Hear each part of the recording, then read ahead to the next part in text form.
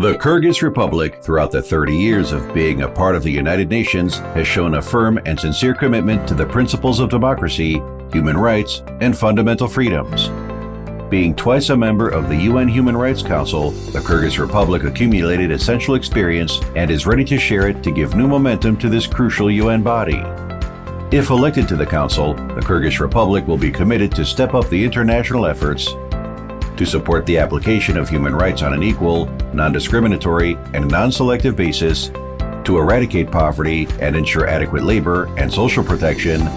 to increase access to justice for the most vulnerable groups, to provide quality education and health care for persons with disabilities. Our country stands for humanity's paramount interest for a better and inclusive future for all, and we are ready to do our utmost to achieve this goal. We invite you to support the Kyrgyz Republic for the UN Human Rights Council for the term of 2023 to 2025.